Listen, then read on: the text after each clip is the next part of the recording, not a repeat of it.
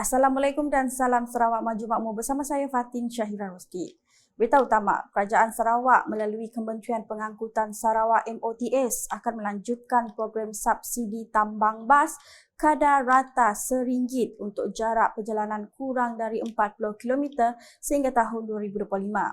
Menurut kenyataan media yang dikeluarkan oleh MOTS pada Selasa, kerajaan telah memutuskan untuk mengkaji semula pelaksanaan program subsidi ini di mana operasi bas hanya akan melibatkan laluan tidak melebihi 40 km berbeza dengan pelaksanaan sebelum ini. Pada 26 Disember 2023, MOTS telah menjemput ke semua 11 syarikat bas henti-henti yang beroperasi di Kuching, Sibu, Sarike, Miri dan Bintulu untuk memaklumkan model baharu bagi program subsidi yang telah diluluskan dan dipersetujui oleh kerajaan. Butiran laluan dan jadual bas henti-henti telah dibentangkan kepada syarikat bas untuk pengesahan mereka dan program baharu ini akan bermula pada 1 Januari 2024. Kenyataan sama memberitahu program ini telah memberi manfaat kepada rakyat khususnya kumpulan B40 sejak pelaksanaannya pada Mei 2020 apabila bilangan penumpang meningkat sebanyak 75% dari tahun 2021 sehingga 2023. Purata jumlah penumpang telah meningkat dengan mendadak daripada 209,055 sebulan pada 2021 kepada 364,725 sebulan pada 2023. Kadar cas RM1 yang dikenakan kepada pengguna adalah amat berpatutan, terutamanya mengambil kira keadaan ekonomi yang mencabar pada masa kini. Jelasnya, Kerajaan Sarawak melalui MOTS akan terus berusaha untuk menambah baik dan mengembangkan perkhidmatan bas henti-henti di negeri ini. Seterusnya, Ahli Dewan Undangan Negeri Adun Meradong, Datuk Ding Kwong Hing, telah melakukan lawatan dan tinjauan projek program transformasi luar bandar RTP di SK Rentap Sungai Barun pada Selasa. Pelaksanaan projek tersebut adalah di bawah seliaan Jabatan Pengairan dan Saliran DID bahagian Serikir iaitu menaik taraf prasarana SK Rentap Sungai Barun dengan kos projek bernilai RM100,000. Ketika ditemui, beliau menyeru pihak sekolah agar sentiasa memberi kerjasama kepada kontraktor semasa dalam pelaksanaan projek itu nanti. Sementara itu, Guru Besar SK Rentap Imelda Lawrence Tilly menzahirkan ucapan terima kasih di atas keprihatinan Kerajaan Sarawak dengan meluluskan dana projek RTP untuk menaik taraf tempat letak kenderaan sekolah dan menyimen jalan utama menuju ke sekolah. Sebagai tambahan, beliau turut memohon untuk menaik taraf pondok keselamatan sekolah yang sudah usang. Dalam pada itu, Dato' Ding berharap banyak lagi dana peruntukan projek RTP diluluskan di kawasan Meradong pada tahun 2024 melalui Kerajaan Sarawak di bawah pucuk pimpinan Premier Sarawak, Dato' Patinggi Tan Sri Dr. Abang Abdul Rahman Zohari Tun Dato' Abang Openg. Di Pusa pula, dataran Temenggung Kadir di Pusa akan berubah wajah sebaik kawasan itu dinaik taraf sebagai pusat pelancongan pada tahun 2024. Menurut Adun Beting Maro Razaili Gapo, antara yang dicadangkan di situ adalah pembinaan benteng tebingan sungai bernilai RM26 juta, Dewan Besar Terbuka dan Dewan Futsal Tertutup yang masing-masing bernilai RM3 juta. Selain itu, katanya turut dalam perancangan adalah pembinaan mini Taman Rekreasi Temenggung Kadir Tasik juga dengan kos RM3 juta, kios niaga untuk usahawan tempatan bernilai RM1.3 juta, pusat kesejahteraan komuniti bernilai RM2 juta dan naik taraf Stadium Beladin dengan kos RM4 juta.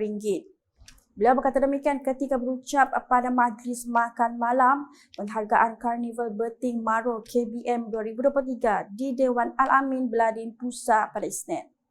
Sementara itu, ujar Razaili lagi, KBM menyediakan peluang kepada para usahawan tempatan mempromosikan produk mereka serta mencari pendapatan lebih di mana penganjuran kali ini turut diselitkan dengan pelbagai program serta aktiviti yang menarik untuk menjadi tarikan kepada para pengunjung yang hadir. Manakala di Kapit, pembinaan pasar baharu di Kapit sedang rancak dilaksanakan mengikut jadual. Projek pembinaan pasar yang berkonsepkan pasar basah dan kering itu telah diumumkan oleh Premier Sarawak Dato' Patinggi Tan Sri Dr. Abang Abdul Rahman Zohari Tun Dato' Abang Openg ketika pelancaran gabungan Parti Sarawak GPS Zon 11 di rumah Robert Ngumbang Inangan Sebatu Kapit pada tahun 2019. Ia adalah bagi memenuhi keperluan dan tempat yang lebih selesa kepada peniaga hasil tani yang kian bertambah sekaligus membantu memacu pertumbuhan ekonomi setempat. Projek pasar basah tersebut dijangka siap pada tahun 2024 di mana ianya dapat mengatasi kesesakan di pasar basah yang sedia ada. Laporan selanjutnya, keputusan Kementerian Pendidikan Malaysia KPM untuk menempatkan seramai 1,108 guru baru di Sarawak memberi kelegaan kepada Jabatan Pendidikan Negeri Sarawak JPNS. Langkah ini pastinya membantu dalam mengurangkan masalah kekurangan guru yang sangat mendesak di negeri ini sejak sekian lamanya.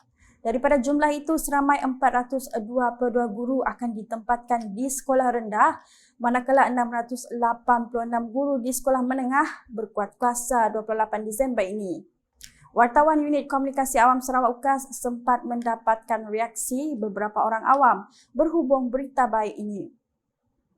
Bagi pendapat kami, baguslah kementerian untuk bersetuju untuk menawarkan seramai 1,000 lebih orang guru untuk di Sarawak Tok. So, mostly dan semua orang kita tahu yang Sarawak Tok mempunyai banyak kawasan pedalaman.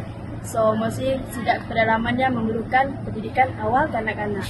So, baguslah siapa pun ada guru yang banyak dan ia boleh ditempatkan di tempat pedalaman. Bagus juga lah sejak Kementerian Pendidikan tu yang menempatkan 1,000 lebih orang guru tu di Sarawak. Kami rasa bendaya akan meningkatkan kualiti pendidikan di Sarawak tu. Kami Israel Malaysia, khususnya dari Sarawak, ingin berterima kasih kepada Kementerian Pendidikan kerana telah menempatkan 1,000 lebih guru di Sarawak tu.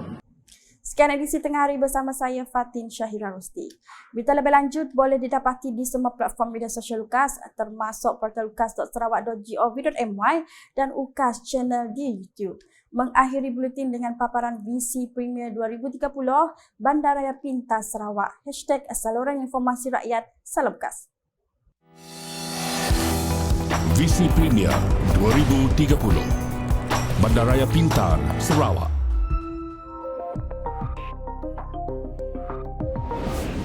Sarawak sedang membangunkan pelan induk bandar pintar bagi kawasan-kawasan bandar yang akan mengutamakan kemampanan alam sekitar di dalam proses urbanisasi. Pelan induk bandar pintar Kuching dibangunkan dengan mobiliti karbon rendah dan infrastruktur bandar pintar sebagai keutamaan yang penting di dalam pembangunan Ibu Negeri Sarawak pada masa hadapan. Dimulakan pada 2019 oleh Majlis Perbandaran Miri dan Sarawak Information System Sdn Bhd Sains. Antara komponen-komponennya termasuklah papan tanda digital, bandar selamat dan taman selamat, perparitan pintar, bas pintar, trak pintar, aplikasi bandar pintar, Miri Cares, pelancongan Miri, Electronic Local Authority 2 ELA2 dan pusat kawalan. Bangunan-bangunan hijau yang mematuhi Indeks Bangunan Hijau GBI antara yang menyelah termasuk Universiti Teknologi Sarawak UTS di Sibu dan bangunan Dewan Bandaraya Miri. Pusat Operasi Bersepadu Sarawak SIOC merupakan komponen penting di dalam perancangan Bandar Pintar Sarawak dan saling boleh kendali serta ia adalah sebahagian dari inisiatif Kerajaan Sarawak dari VC yang amat berhormat Datuk Tinggi Dr. Abang Haji Abdul Rahman Zohari bintun Datuk Abang Haji Openg, Premier Sarawak. Penggunaan meter elektrik pintar yang dimulakan oleh Sarawak Energy untuk mempertingkat pengalaman pengguna dan membekalkan perkhidmatan bacaan bil yang tepat berdasarkan penggunaan masa sebenar. Pusat Kawalan Bersepadu adalah yang terkini di pusat lokasi untuk memberi arahan, koordinasi dan membuat keputusan di dalam menyokong respon insiden. Sarawak bakal menjadi contoh kepada negeri-negeri lain di Malaysia dengan perancangan Bandar Pintar. VC Premier Sarawak Maju 2030.